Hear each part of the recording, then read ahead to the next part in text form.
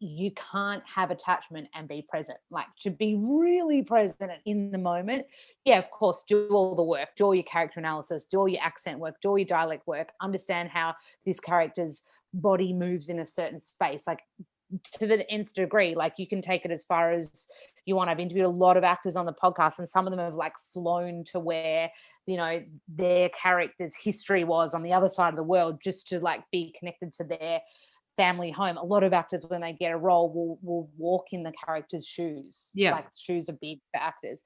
But then the moment like the camera goes, like they'll be like in 3, 2, 1, action, or you're on set, you let go of absolutely everything and you give over to the present moment. So that is what's taught me about non-attachment. Like, yeah, work your butt off, but in the moment, you just got to honor the moment. Welcome to The Balance Theory, a podcast aimed at arming you with tools and tips so that you are well equipped to not only identify and define, but own your own definition of balance. I'm your host, Erica, and thank you for joining me today. Hello, balancers, and welcome back to another episode of the Balance Theory podcast. If this is your first time tuning in, a very warm welcome to you. I thought I would kick off this episode with another little shout out to a beautiful review I've received. I've actually received a couple over the last week or so. So thank you so much to everybody who's taken the time to leave them. Every time I read them, it honestly just gives me that little bit of spark, and it reminds me why I'm pouring so much time and energy into all of this and our collective balance. It really does literally melt my heart, as cliche as that sounds, but I do really appreciate it, and I'm so thankful for each and every one of you. So this review is from Annie Lou, and it says, "My favorite podcast to hike to. The Balance Theory has changed the way I approach what is important in my life. Every episode there is something new I can incorporate into my balance with ease to improve my balance noticeably. Great self-care, inspiring guests, and Erica is humble and informed. Love it. Truthfully grateful to be on this journey and growing this community with you all. So a big, big thanks to Annie and everyone else who's taken the time to leave me a review." I'm really excited about today's guest because she is just such a down-to-earth, beautiful human, and I was fortunate enough to actually be introduced to her through the podcasting space. It is none other than the wonderful Lola Berry, and I was also lucky to get her in and amongst her move from Sydney to LA. So thank you to Lola for making the time to squeeze me in and amongst her busy life. So for those of you who don't know Lola, she is a TV presenter, a best-selling author, nutritionist, and a yoga teacher. She's currently studying acting and TV presenting in LA, which is why she moved there. Although she has been quite active in the media world for well and truly over a decade, speaking as a health professional on shows like The Today Show, ACA, and The Project. What I found most impressive as well is she has written 10 health and wellness books, and she's currently working on her 11th, which will be out in November, which we speak a little bit about towards the end of today's episode, which is so exciting and an incredible milestone. She's also the co-creator of medicinal brain tonic coffee, Lola Coffee, which we'll chat about a bit in episode 2. And lastly, which is what I was absolutely most drawn to, was her podcast, Fearlessly Failing with Lola Berry, where she interviews profiles about their failures and how it's really the tough times that shape to help us grow. This is obviously something you guys know I absolutely love. I'm inspired by people's failures and not necessarily how they react to failure, but how they bounce back from failure. So that's obviously something we chat a lot about today as well. And it's not going to be just this random discussion on, okay, rewiring failure. Why is it important? What does failure mean? How we can, change our perspective, stuff like that. We're actually going to give you practical steps on how to do that. You guys know I'm all about practicality, and there's no point randomly talking about stuff if there's no way for you to tangibly apply that. So we actually speak about how you can rewire that failure now, starting after this podcast. Lola also humbly shares a quote public failure of hers that has taught her a lot. And it's really all about accepting your humanity. And like I said before, it's not about when you fail, but how you actually bounce back and respond to that.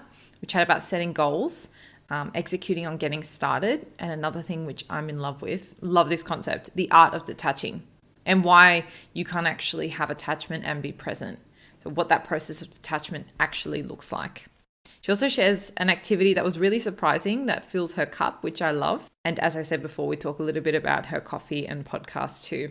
Links to her show are in the show notes below. So if you do love today's chat, I would strongly recommend you go and listen to the incredible guests and content that she's putting out over there. And really what you can expect today is just the real, true Lola. She's a what you see is what you get kind of girl. No bells and whistles, just the real deal. And I'm so grateful she shared that with us today. Take a screenshot, tag myself and Lola. Let us know what your biggest takeaway was from today's show. And as always, if you love this, you can click subscribe on your preferred platform or scroll to the bottom of your Apple Podcast episodes and leave us a review and rating. On that note, let's dive straight in. Alrighty, streaming all the way from LA, I've got the wonderful Lola Berry. Welcome to the show. Thanks so much for having me. I've already listened to a fair few of your eps, so I'm a fan. Oh, awesome. That's very humbling to hear. I've been loving your podcast, Fearlessly Failing. Absolutely love the title. I think it encompasses so much goodness and you unpack it all with all your incredible guests. So I'm really keen to get into some of those today. But just for any guests, any listeners tuning in that may not have come across your podcast or read any of your books or seen any of your content, can you share a little bit about who you are and what you do? Yeah, of course. My name is Lola. I am a qualified nutritionist. I've written 10 health books. I'm bringing an 11th book out this coming November in Australia. And yeah, it's not about health. It's completely different, which is really exciting / nerve-wracking. It's kind of more personal development and stuff that I've learned over the years. I'm 35 now, so I'm like, oh, I've got some little I've learned some gems in my 20s, Got some decades to pump into chapters. Right. Yeah, totally. And I'm in LA at the moment. I'm really chasing a dream in the entertainment industry over here. I'd love to do TV hosting, and I'm doing acting school. I just got into 2 different acting schools. So I'm ready to, get studying over here. That's so exciting. So you've always kind of had your fingers in a few pies. I know your work's always been quite diverse. What sort of led you into the health space to start with, into the whole nutrition pathway? Yeah, I was a DJ and a makeup artist, super unhealthy, party cat, loved caramello koalas, only the giant ones, only like the biggies. Or else it's not worth it. Right. You can't get them over here. You can't, although I have had a couple of. We'll have to express ship you a goodie box. Oh my God, don't. I'll consume them in one go. I've had a couple of Reese's Buttercups here though. They're so good. They are good too. And unhealthy. As a nutritionist, I probably shouldn't be saying that. But so I wasn't really leading a healthy life. And then I just went on a summertime detox when I was like 20, 19. No, I was 18. I think feels like a lifetime ago now. And I just started to be like, oh my God, I feel so good. My skin is good. My eyes are good. I can sleep better. Like when I say my eyes are good, like the whites were really clear. And like weight loss ended up just being a byproduct. And so, yeah, I just became so excited to learn about how foods impact our, not just, our physical body, but also like our emotions, our psychology. That's awesome. It's nice. I always love hearing when people's stories originate from something organic like that. Like you just found that it was something, so beneficial. You saw the results and dived straight into it. So that's a really nice, little segue. And so in LA, I'm so excited to see what comes for you in the next year. But what is the ultimate dream? Is it to host a show? Is it sort of, bring your podcast content into something of your own? Can you give any teasers about what's on the cards? Yeah, I mean, look, I'm coming here at 0. It's taken me 5 years to get my green card. So this trip that I'm on right now is like you call it an activation trip. So it's just the legality of getting the paperwork, the green cards, and kind of like getting ready to set a life up here. So at the moment I'm here to train, learn, meet as many people as I can. California's in not a lockdown, but there's still some restrictions for a couple more weeks. So I'm just kind of waiting for that to happen. You can't get a meeting without being vaccinated here. And you can't get into acting school without being vaccinated. So I've got to wait for my second dose before I can kind of like jump at a few things. Yeah.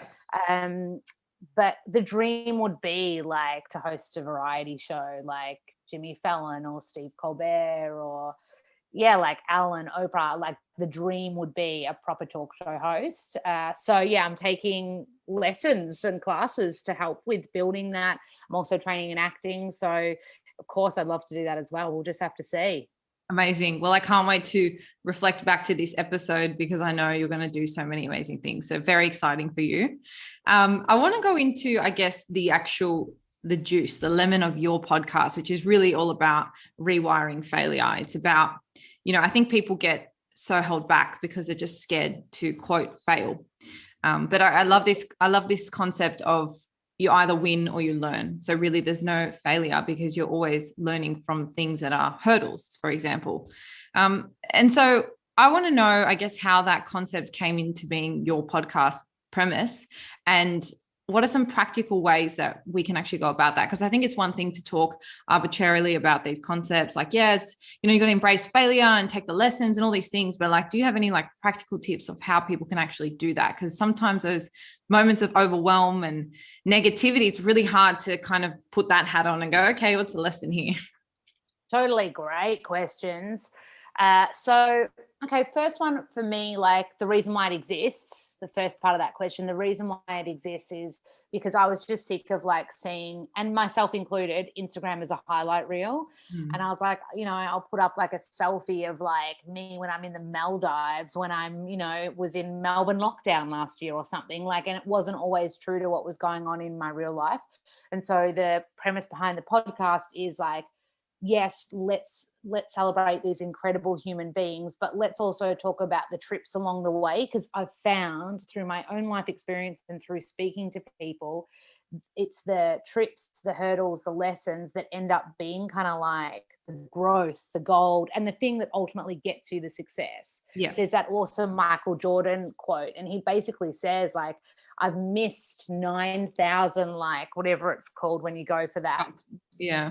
Yeah. And he's like, that's why I'm a success. Like I've missed so many that I'm so willing to keep going and failing until I succeed. And I love discovering what that tenacious kind of like character trait is in people that are really successful. So that's why the podcast exists. As far as like, you're so right. It is so easy to be like, woo, like let's celebrate failure. How cool. But it's freaking petrifying. It's daunting. Self-doubt can come in. For me personally, the only thing that's kind of like got me to this state of like feeling really comfortable with failure is through therapy. I'm really open about loving having therapy.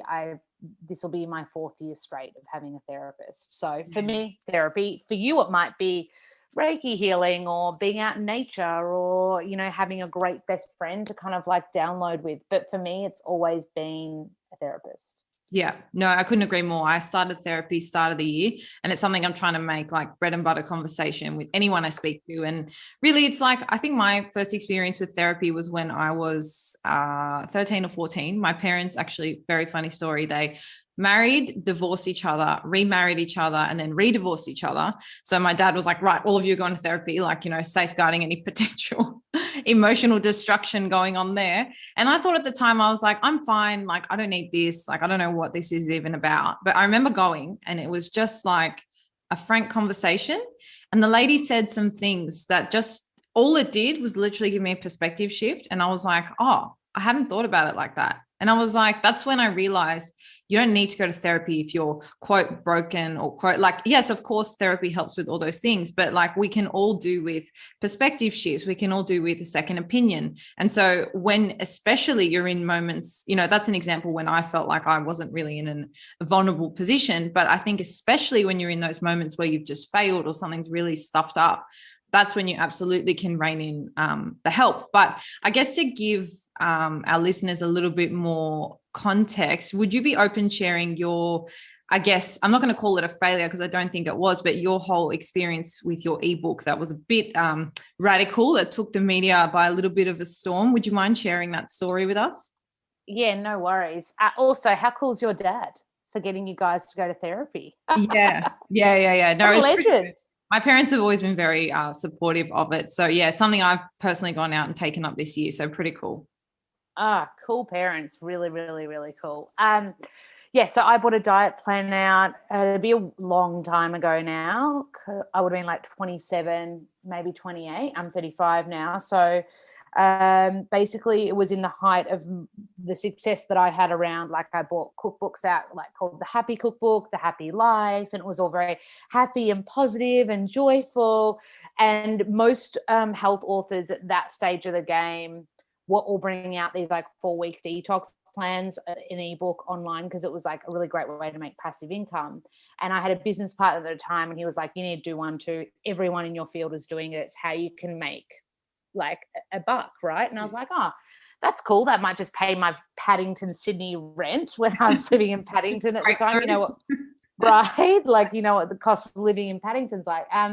And yeah, and I wrote it. It was a beautiful 4-week kind of like reset plan. I wrote all the recipes from scratch. I spent 10 grand on the design, all out of my own pocket. And one night my business partner came home, and of anyone that knows my history, I have a history of eating disorders, but also binge eating disorder. It was really my coping mechanism through coming out of the eating disorder. And I have found that through the years, even to this day, I'll turn back to the binging, like, or emotional eating if I'm really stressed. And I'd been working all day on this diet plan. I'd also just gone through a breakup as I was writing it. And my business partner came home. We were also roommates at the time. And he goes, what are we going to call it? He's like, Lola's 4-week weight loss plan is so boring. And he's like, it's so unoriginal. And I just binge eaten a family size block of Marvelous Creations, you know, those delicious Cadbury chocolate, but a family size. I'd eaten the whole thing. And I was like, I wish I could call it Stop Being a Fat Bitch, because that's how I feel today. And he was like, well, this is amazing. We need to shine a light on the way that women speak to themselves and help women change their mindset. And I was like, I'm going to get murdered, man. Like, I can't bring a book out like that. And he was like, trust me, like, you need to help people change the way they talk to themselves and their mental dialogue. And so it was called Stop Being a Fat Bitch, Change Your Mental Dialogue, Change Your Life, all on the front cover. No one saw that subtitle. They just saw Stop Being a Fat Bitch, right, and saw it as a personal attack. I definitely did the wrong thing. I stuffed up. I'm so, to this day, very sorry for anyone that I offended. But like the backlash of it was insane. Like Daily Tally was like, Lola Berry, career suicide. A Current Affair ran a story. There was a hashtag going around social media, bin the berry, with photos of my books in rubbish bins. So like it was really confronting time. It was a huge failure. It was a huge stuff up on my end. But it really did teach me that it's okay to stuff up. Like, we're human, we all make mistakes, but you got to know when you have, and you got to say sorry. And you've also got to, like, once you've owned up and taken that responsibility, you've also then got to really look after yourself as well. Because I was getting slammed by also my health peers, like media health peers, that this day, they're nicest part of my face, but like I still remember that they use that time to further their own career and talk down about me publicly. And I'm just like, man, so many fake dingoes in this world. Yeah. But absolutely. yeah, so that was it. That was the diet plan. Yeah. And thank you for being honest with that. I mean, that would have been such a tough moment. You know, that it's one thing to sort of fail and you kind of think the world is ending, but then it's another to have the world actually like reinforcing that behind you. So that's just like really like double layered on, stacked on. Yeah, stacked on. So like I love what you said there. It's kind of like accepting your humanity, right? It's like we can't all be perfect, and all perfectionists listening, like I think this is a big one. Like you're not going to be like A+ all the time, and it is those moments where you fail. I was reading the other day, it was like it's not when you fail, it's how you actually respond and come back from it, and that's what actually then will define you. So out of like that whole process, obviously, and I think this is one thing people don't share a lot, because when we talk about like, you know, taking lessons, I think the first part is really just like sitting with those emotions, letting yourself kind of not grieve. I wouldn't say grieve is the right word, but just like let yourself feel shit about it, basically. You know what I mean? Like, totally. I think that's an acceptance piece we don't always sort of kickstart with, but we do need to accept that part of ourselves before we can kind of move on. Big time. And it's scary doing that because you're welcoming in the uncomfortable feelings. Yeah. But then that's where you can sort of, you know, digest and process. All right, what did I learn from this? What can I take from it? Just a quick word from the sponsor of today's podcast. If you haven't paid any attention to the quality of your gym accessories or feel like the ones you have kill your vibe just a little, then this is for you. ESFit is a brand I've co-founded with my best friend to bring all fitness lovers the confidence to sweat in style.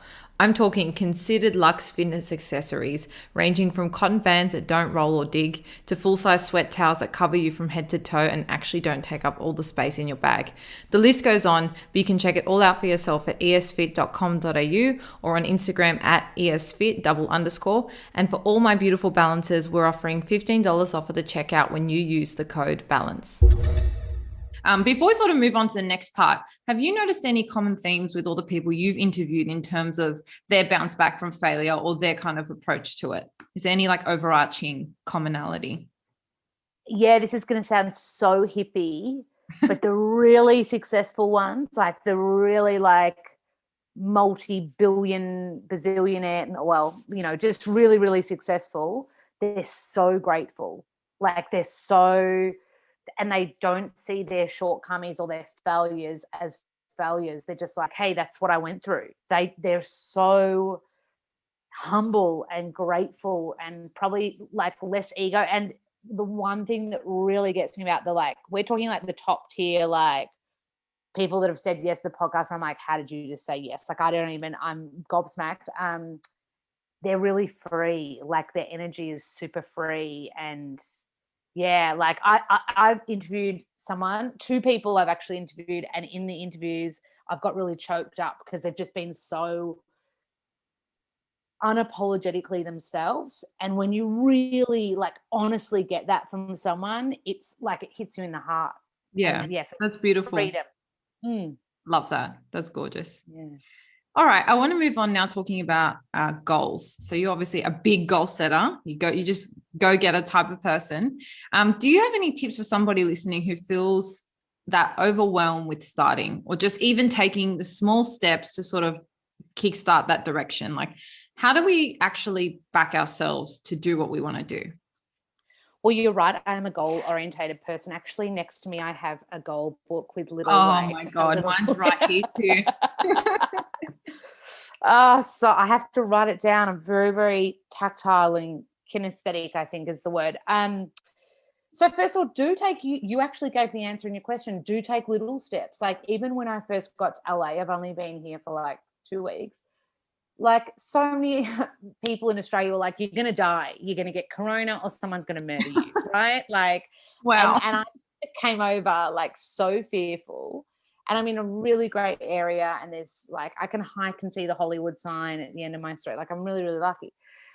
And I was like, oh my God, like I was like, and I had to like set myself like go for a walk today. Like the first few days, like I was just like in a bit of a culture shock. I was really fearful and I was really scared. And I just like every day I just set myself like a little task. Like in America, the washing machines are all in the basement and they take quarters.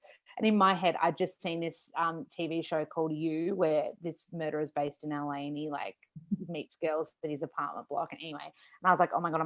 Like I was like, today you wash your clothes. Like just really minute, tiny little things. Like I was saying to you before this, I had to set up all my American bank account, and I went to a bank in a not as like safe area as what I'm in right now. And I thought, oh, I'm just going to Google a different bank that is a little bit in my area. And as soon as I walked in, and I was really nervous because I'd been into a not so safe area last week. And as soon as I walked into my bank, even though I was scared doing it, I was like, oh, I felt a sense of peace because I was like, oh, you made the right choice. It sounds really weird, and I'm giving like such mundane examples right now. But I think that if you've got any self-doubt or fear or anxiety or worry, simplify it, like bring it back to get outside and go for a walk, and fucking write that down on your daily task list and goal list. Like, you know, it's like me driving in LA. Oh, so scared, petrified. You know, every day I was like, bite the bullet, get a car, face the fear. Every day I'm like, drive to Trader Joe's, which is like their version of Coles. Drive to this. Like I'll just make myself drive to little random locations to like cut my teeth to build more confidence. Yeah, it's like really about stepping into that zone of uncomfortable, not too much that you're, you know, like completely a nervous wreck, but like just enough that you can start dipping your toes in. How about if we just strip that back and talk about maybe a more macro goal, like a career goal, for example, now you're obviously gearing towards being the next Oprah, shall we say, which totally backing you on that. I can definitely see you getting there. How do you how do you sort of go about compartmentalizing that? Because that, when you think about a goal like that, it seems so like far away, and there seems like there's so much to do, like to get there. So would you then apply the same thing, like simplify small steps? Well, I love your questions, by the way. So when it comes to macro, like big, so we've talked micro, like get outside, move your body, do the stuff that makes Daily you feel routine good. stuff, yeah. Right, yeah, but it makes you feel confident. I think confidence is like a big key player in all of this. Big goals. So like a big goal for me is like getting a manager over here, getting an agent over here, doing self-tapes, doing auditions. So if I'm like, oh, okay, that feels a little bit far. At the moment, I can't get a meeting, right, until I'm vaccinated. And so I'm like, well, then I better enroll in school, because that's one more step that's getting me on. Like, it's all about little steps to get you back, to get you to that end like goal. And so I do like heaps of, like, I've got 3 different notebooks here, and I do heaps of planning where I work on macro goals. And I was listening to a really great podcast the other day where really like a CEO of a business was interviewed, and they were like working 3-month increments on big goals. Wow. So like if the thought of like, I mean, if your goal isn't to be like an Oprah, but if your goal is like, I want to be CEO of a company, or I want to, be a millionaire, whatever it is, who knows? Yeah, that can be the macro goal, but you can break it down to 3-month steps. Like, hey, well, what do I want to achieve in the next 3 months? Yeah. And for me, that'd be like, let's make sure that in 3 months you've got a manager, and let's make sure you've been to classes. Because then you look back after 3 months and you're like, oh my God, I've done so much. That said, coming back to the micro steps, I've been in LA for 2 weeks. I look back, I've achieved so much that I wanted to achieve, just like life admin things, but it's all happening. And they're all the things that I actually need to get a job over here. Yeah. If that makes sense. So it all balances out, like it all works together.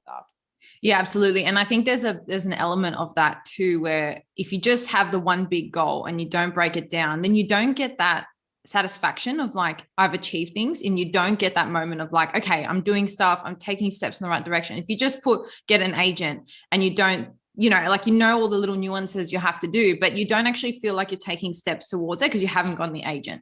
So it's also a way to sort of self-motivate in a way, I think. I definitely get like an adrenaline pump from ticking my boxes. So that's just one thing I like to do as well. Do you know they say it actually jacks up dopamine in your brain? Like it literally works in the reward. But yeah, you're like, I literally am like, look, I've got my highlighter here. I've got my pen. Like I have to color in once I have a little box, like once I've achieved that thing. Love that. I'll even like, if I forget, if I do something that wasn't on the list, I'll put it on the list just so I can cross it off. Oh, totally. Oh yeah, you're preaching to the choir, 100%. Yeah, admin lovers. I want to bring up a quote I read, or I think you said or read in an interview previously, that I loved. It said, "It's exciting that I've had a business, sold it, written books, not written books. I'm now not attached to anything that I do." I love this. I think there's so much goodness in, and I'm going to coin it, the art of detaching. I think that when we're striving towards a goal, and I think everyone listening will resonate with this, right? Even if it's something so simple like, I want a Dior handbag, or I would like to make associate or partner, or whatever your goal is. Once you get it, what's the first thing we do? We look at what we want next. There's never like this moment where we're just content. And so the reason I am bringing this up with like the art of detaching is I think there's a skill actually in that, because I think as humans, we're always chasing, we're always moving forward. I mean, that's what's allowed our species to progress to where we are today. But, in light of that, I think it does give you a lot of space to just sort of be free and flexible. So can you kind of back, I guess, your thoughts on that quote as well, in the art of detaching? Such a great topic. You've got such brilliant questions. Do you know you sent them to me? For people listening, I was sent these beforehand, but I always look at them real fast and then put them straight away so that I'm in the moment with you. Like I don't like preparing too much. Good. Even though I'm a list person, I don't like and so it's just so nice to like be in the moment with you while you ask these. So first of all, thank you. In yoga, we're big on non-attachment. Like that's a big, but it never really stuck with me when I was learning it in my yoga teacher training, because I'm like, stuff that. I'm rocking up at yoga every day at 6 a.m. I'm going to want to be able to get into a pretzel. Like, I am going to want to see the results of that hard work. Yeah. But the penny drop moment for me around the art of non-attachment, or for me, was I learned it in acting school. So I've been training in acting for 3 years now in Australia. And there's a really great teacher of mine, and she was like, you do all the work. Like, she's like, this is the Olympics. Like, you work harder than anyone else. Successful actors, they're hard workers. It's not hard work trumps talent every time. Like, this is what they're telling you every day in class. Like, it's all about work hard, and work harder than everybody else. But there's like, they also say work so hard, but the moment you get up on stage, or the moment you get onto a TV set, you let all of that work go, and you just be in the present moment, and you honor that present moment. And that's when you see the most amazing actors. They're super powerful at being present, and you can't have attachment and be present. Like, to be really present in the moment, yeah, of course, do all the work, do all your character analysis, do all your accent work, do all your dialect work, understand how this character's body moves in a certain space, like, to the nth degree. Like, you can take it as far as you want. I've interviewed a lot of actors on the podcast, and some of them have like flown to where, you know, their character's history was on the other side of the world, just to like be connected to their family home. A lot of actors, when they get a role, will walk in the character's shoes. Yeah. Like, shoes are big for actors. But then the moment like the camera goes, like, they'll be like, in 3, 2, 1, action, or you're on set, you let go of absolutely everything, and you give over to the present moment. So that is what's taught me about non-attachment. Like, yeah, work your butt off, but in the moment, you've just got to honor the moment.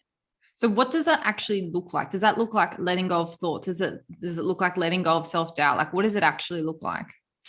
So in acting, if you've got a scene partner, say you and I are scene partners, it's me letting go of all the bullshit, of letting go of whatever the next line is. Like, it's me knowing the lines so well that they're in my bones, and knowing every single intention that I have behind every word so much that if you and I are sharing a scene, all I care about is what I'm trying to get from you, or how I'm trying to affect you. So all I'm doing is like, my sole focus is you. If you're trying to make partner, and you've got that big meeting coming up where they're going to be like really grilling you, you're going to be so prepared, but so clear in the moment that you're not like, oh fuck, did I do that right bit of paperwork, or, you know, did I do well enough that thing, or have I dressed properly for this? Like, you have to be so ahead of all of that and clear. That, so that you can be in the moment. Yeah, your thoughts aren't taken by anything else. I feel like I'm giving you a really waffly answer, but I think it's just about being super present, super clear, having done the work, but willing to let go, so that in any moment you can you can totally turn a different direction. Like, a director might be like, hey, can you do that, but in a Scandinavian accent? You're like, yes, no sweat. No director would probably do that to you. But my point is, it's being so flexible and fluid with everything you've done. Yeah. And I think this pairs really nicely with the idea of balance, because if you are so fixated or so attached to what you think your balance should look like, or what you think society's idea of balance is, and you don't allow for the ebbs and flows of life to sort of knock you around. And so when we talk about balance on the podcast, I mean, I'm sure you would have heard it if you've tuned into a couple episodes, but it's this idea that, you know, traditional work-life balance, I just don't think is a metric that people can tune into nowadays, because for most of us, work and life are not actually separate. And, you know, I think that also makes us feel like work has to be this non-enjoyable thing, and life has to be this super enjoyable thing. And really, life's not always super enjoyable. Like, you do have crappy days, and work sometimes is super enjoyable. So it's about giving back the power to people to own their own balance, you know, across their health, relationships, and fulfillment, whatever that looks like. And so this idea of detaching, I think, plays such a nice part, because your balance will chop and change as your life, you know, progresses. And if you're open and receptive and flexible, then you can just continue to own that as life goes on.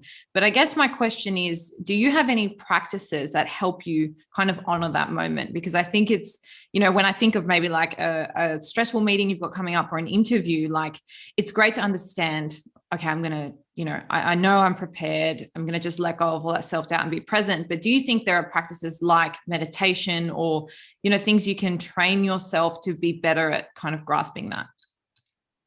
Yeah, totally. I love what you were saying about work-life balance as well, because just on that one quickly, like I've always never seen my work as work. Like that's passion for me. So I've never given a second thought to doing work on any day of a week or at any time of the night. Like I'm doing a few Australian podcasts and they're all at night time for me. Like after yours is the only one that's in my work day, like my work 9 to 5 day, but in everyone else is like 9 at night and 7 at night, you know? So yeah, I think it's also like, is your work a chore or is it part of your love and your passion? And then like for me, it's just like balance becomes just part of what you do. Anyway, that's I totally digress. The question was more about how do you find that present moment? Do I use meditation, yoga, nature? Yeah. I use all of it. But I think for me, I would probably still come down to real mental health practices, Yeah. because I can do all the yoga in the world, but if I'm anxious or getting a bit OCD about something or feeling uncomfortable with something or leaning on food too heavily, none of it will work. It won't land. It'll be a little band-aid. I need to get to the root of the cause. I need to sit down with someone that's got a non-biased opinion, usually. Yeah. I love that. So really it is like, I think you've got to assess how you like anyone listening, maybe who's really interested in this concept, you kind of got to take a moment to reflect on how you would normally kind of show up in those situations.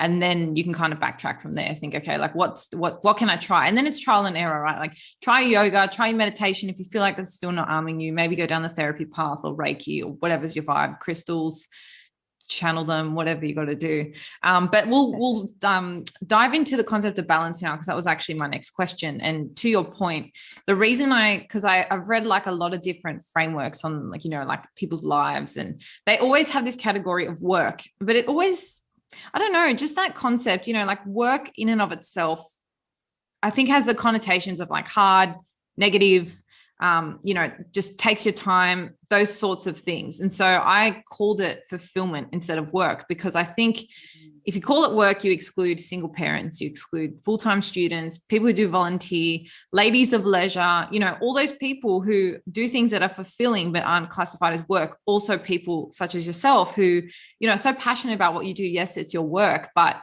it's more like it's your work, it's not work. Does that make sense? Like yeah, totally. An ownership piece to it.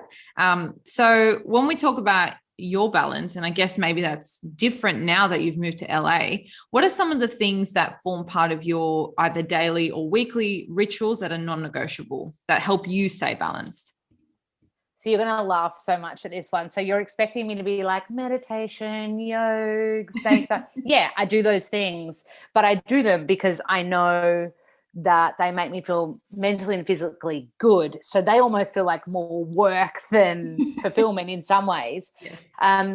For me, like if I'm like, oh, I just need some Lola, like I need some Lola time. I need to feel connected to purpose. Do you know what I do? I freaking take myself to the movies, because I love watching, I love watching creative souls, actors, directors, whatever, put something out there into the universe that has the potential to connect with the audience, me in that instance. And when you see something that's really moving or has an impact or a profound impact on you, and it might be like the way the movie score is, like the soundtrack, it might not be there. It could just be something like, I recently saw Promising Young Woman with Kerry Mulligan, and it blew me away. It's super dark, it's super sad, it's super painful, but it's really dark comedy. But like the movie score, like the music score paired with the amazing acting, I was like, oh my God, this is amazing. And like that filled my cup, you know? So for me, balance would be something like that, watching someone super creative, like creatively doing their thing is the wrong English. But what I'm trying to say is like watching a creative soul live their dharma or purpose would be something I would do to bring back balance to my life if I was feeling a bit down or a little bit just flat. I'd probably be looking at those kind of things, or I'll watch like my favorite movie or a Steve Irwin doco or something. It's always in the entertainment field though for me. Yeah. No, look, and that's not random at all. I mean, I've had people on before who say the complete opposite to what a lot of people would expect. And it could be like have one fun date night a fortnight or at least one bath a week. And that's what I love, because we're really just trying to shine a light on that balance is unique and you need to just experiment and find what works for you. And, you know, in and amongst that, it's not only the things you enjoy, but then it's the boundaries you set. It's the, you know, the things that you do that you love, and they all change over time, you know, and it's just honoring that. So I don't think it's random at all. That totally links in with your passions and I guess your dreams, and that's just fueling your soul. So I love that. That's really nice. You get a bag of popcorn as well, choc top, get it all happening. Yeah, girl. Yeah. And where I'm living, there's an old 1920s cinema, like proper from Gorgeous. old school golden Hollywood era. So I really cannot wait to take myself. My plan is to do that when I'm laying low after the second vaccine. Apparently it can knock you around a few days. And I'm like, that is my movie date day. When I'm feeling crap and I just want to feel good, I'm taking myself to just sit in a cinema in the middle of the day. Don't care. Like, you know, just do that. So yeah, cinemas. Love that. I've always actually thought, like, I've been out a few times, and like, this is not really to do with movies, but just taking yourself out. I've always seen like, I don't know, like an old man, like really attractive young woman just sitting there, like plate of pasta, glass of wine, just chilling on their own. And I'm like, my sister, I can see her doing that. And I'm just like, I think I could channel that energy, but like, could I do it? I'm like, maybe I should just take myself out. Why not?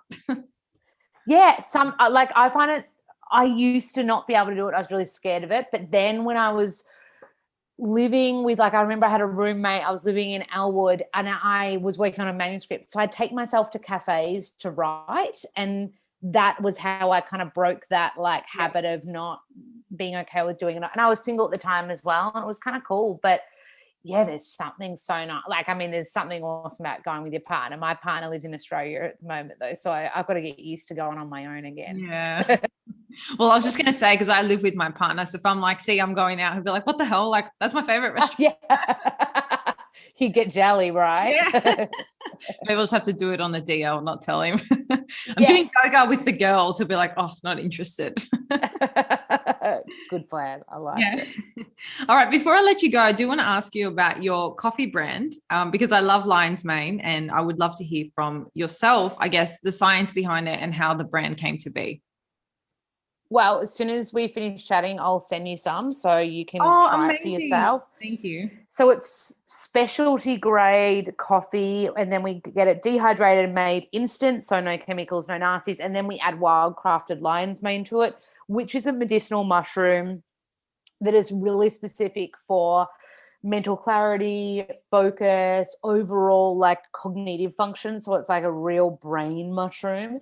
And you notice when you have it, especially the first time, you're like, oof, like you've got that little bit of like, yeah, you feel on, man. You should see the mushrooms I've been buying. You can buy it in Australia. It's a little bit harder to get mushroom supplements, but here I've been getting like liquid herbal tinctures of like reishi, chaga, lion's mane, and I add them as well to my morning coffee. And I'm like, at the moment editing a manuscript, and so I'm just like, which gives me such good drive. So it's 2,500 words per seating. Yeah, no sweat, no probs. So it's great, especially this one that we in our coffee we don't have reishi or chaga, or you know, there are so many, the cordyceps, we don't have it, we've just got lion's mane, so it's really specific for brain function. But yeah, medicinal mushrooms are epic. Look, it's hard in Australia at the moment to do so much with mushrooms. We're working on a few other products and we're really trying to decide whether we put mushrooms in it or not, just because TGA makes it a little bit tricky. Here in America though, they're in everything. There's CBD in everything here. Yeah, I know. So for anyone thinking about like trying lion's mane, what would you say is, like, obviously it's like mental clarity, but is there like a specific type of person this would be better for, or do you think it's beneficial for anybody? I mean, like, look, it's the one that's really, really specific for anyone that wants to kind of like up brain cognitive stuff, but also like preventative it's really good at that neuroplasticity, building neuroplasticity. So if you want to prevent, if you've got any kind of like ailments in your family, brain stuff. So my grandma had Alzheimer's, so I'm really pro like turmeric and getting in there with like brain support and fish oils and all that kind of thing. And lion's mane is another one of those things. But if you're someone that likes to really like focus, especially with work and your morning coffee, like it's so great to just, that's how this product came about. I used to go to my boyfriend's house and I'd rock in with this little like gungy bag of lion's mane. It just looks like dirt and it smells pretty much It does the smell same. like dirt. Yeah. And he'd be making me, he's Italian, he'd make me this beautiful Italian coffee on the stovetop. Like it's called I always say it bogan. Cafetiera. Yeah, thank you. I call it a cafetiera, and his parents are like, no, Lola.